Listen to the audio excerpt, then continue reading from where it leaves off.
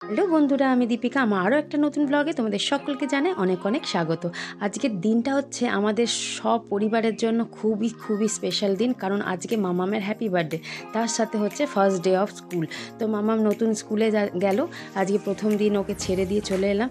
আর আজকে আমাদের ঘরে সারা দিন হই হুল্লোড় আনন্দে কাটবে। তো সেই জন্মদিন উপলক্ষে মা ছোটদি সকাল সকাল চলে এসছে, কারণ আমার হেল্পিং হ্যান্ড হিসেবে ওরা দুজন খুবই আমার হেল্প করে। তার সাথে আরও অনেক লোকজন আসবে, দুপুরে আমার মামা শ্বশুররা আসবে, তার সাথে আসবে যেমন আমার দিদিরা, দাদারা, আরও অনেককে তোমরা সব ভিডিওর মধ্যে সব কিছু জানতে পারবে।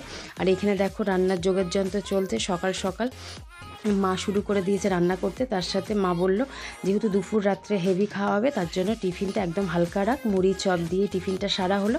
আর এইদিকে আমার ছোটদি মাছ মাংস সব কিছু ভালো করে ধুয়ে নিচ্ছে। তো কাতলা মাছ হবে, তার সাথে বাটা মাছ হবে, অল্প করে বাটা মাছ নেওয়া হয়েছে, কারণ ছোটরা তো খেতে পারবে না। এগুলো সব দিনের জোগাড় যন্ত্র হচ্ছে। তারপরে 5 রকম ভাজা হবে, তার সাথে হবে আলু পোস্ত, মুগের ডাল। তো সব কিছু জোগাড় করছে আমার মা, দিদি, তারপরে আমি সবাই মিলে এই যে রেডি করছি। আর এই যে চিকেনটা দেখতে পাচ্ছ, এটা হচ্ছে রাত্রের জন্য। তো এই দেখো আমার মাম্মাম প্রথম দিন স্কুল করে চলে এসছে। প্রথম দিন এই কালারের ড্রেস ছিল ওর। তারপর এসেই যথারীতি জামা টামা ছেড়ে ওর দুষ্টুমি শুরু, জলঘাটা। আর এইদিকে আমার মা 5 রকমের ভাজা করে নিচ্ছে। সব রকম জিনিসই অল্প অল্প করে দেখাচ্ছি, কারণ এই এত হড়বড়ের মধ্যে ভিডিও করাটা খুবই টাফ ছিল। তাও যাই হোক, আমি কিছু করেছি, আমার দিদির মেয়ে কিছু করে দিয়েছিল। যাই হোক, এরপর দেখো মাম্মাম স্কুল থেকে এলো, কিছুক্ষণ রেস্ট নিল, তারপরে চলে এসেছি ঠাকুর পুজো দিতে। তো এখন মোটামুটি 12:30 ঘড়িতে বেজে গেছিলো, কিন্তু চেনাশোনা কালীবাড়ি বলে এসেছিলাম, তাই ব্রাহ্মণ মশাই ছিলেন।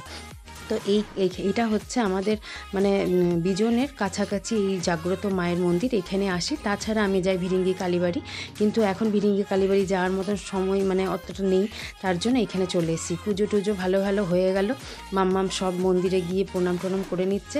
এরপর আমরা বেরিয়ে যাব। কিছুদিন আগেও এখানে এসেছিলাম, দেখেছিলে। ওর বাবার আর মাম্মামের একই মাসে জন্ম, চৈত্র মাসে। তো বাবা আর মেয়ের তো খুবই মিল, তার জন্য। তাছাড়া এমনিতেও বাবা মেয়ের খুবই মিল থাকে। এ দেখো একটু সেলফি নিয়ে নিলাম, তারপর এখান থেকে বেরিয়ে যাব, কারণ খুবই টাইম খুবই শর্ট, এক ফোঁটা টাইম লস করলে হবে না।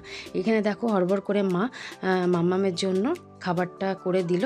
তাও সব রকম হয়নি এখানে, ওই ভাত, 5 রকম ভাজা, মুগের ডাল, আর তার সাথে মাছ ভাজা, দই, মিষ্টি, এইগুলো দিয়ে ওকে খাবার দেওয়া হলো। আলু পোস্ত স্কিপ করেছি, কারণ ওগুলো ঝাল টাল হয়েছে, ও খেতেও পারবে না।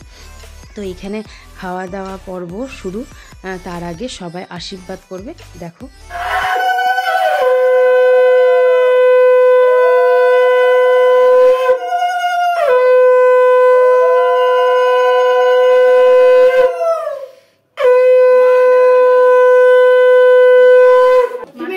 তুমি একটু পাশে যাও, একটা ফটো তুলবো।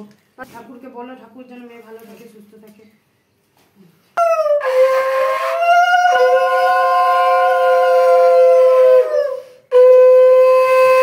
পাশে যাবে, একটা ফটো তুলবো। ভাড়ের টাকা লাভ, ওই ওর মাকে দিয়েছে ভাড়ের টাকা। দাও দাও, ওই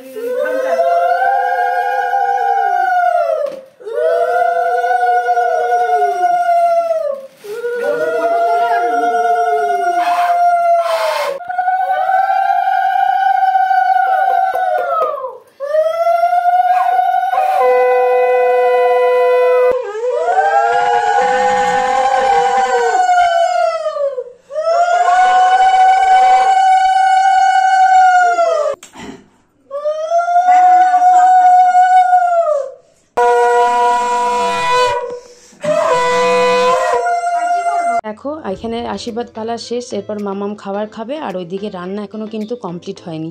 দুপুরবেলায় আমরা সবাই খাবো, তো তার সাথে আমার মামা শ্বশুররাও আসবে, মামা মামি ভাই আসবে, দুপুরবেলা খাবে। তো রান্না দুপুরবেলার কমপ্লিট হলেই রাত্রের রান্না বসাতে হবে, কারণ এতজন আসবে। তো এতজন বলতে খুব যে প্রচুর মানুষ তা নয়, দাদা দিদি যাই হোক, মানুষজন আসবে, তার খাওয়ার জোগাড় যন্ত্র না দুপুরবেলায় খেয়ে দেই কন্টিনিউ রাখতে হবে রাত্রে রান্নাটা, নাহলে না খুব মুশকিল হয়ে যাবে। আর যাই হোক, এখানে একটু আদর টাদরের পালা চলছে। অন্য দিন তো আমার হাতে মার খায়, আজকে জন্মদিন বলে কথা, আজকে শুধু আদর পাবে সবার কাছে। তো যারা যারা আমার ভিডিওটা দেখছো অবশ্যই আমার মামামকে আশীর্বাদ করো যেন ও সুস্থ সবল সুন্দরভাবে সারা জীবন কাটাতে পারে, আর ওর ভবিষ্যৎ যেন খুব ভালো হয়, পড়াশোনায় খুব ভালো হয়, তার সাথে মানুষের মতো মানুষ যেন হয়, এটাই আশীর্বাদ করো তোমরা যারা যারা ভিডিওটা দেখছো, এটাই তোমাদের কাছে রিকোয়েস্ট। আর দিনের বেলায় ভিডিওটা কেমন লাগলো সেটা কমেন্টে অবশ্যই জানাবে। এরপরে নেক্সট ভ্লগ আসছে যেটা পার্ট 2, রাত্রেবেলার পুরোটা রাখবো, তো সেটা দেখার জন্য চোখ রেখো। আর ভালো লাগলে লাইক শেয়ার করে দিও। টাটা।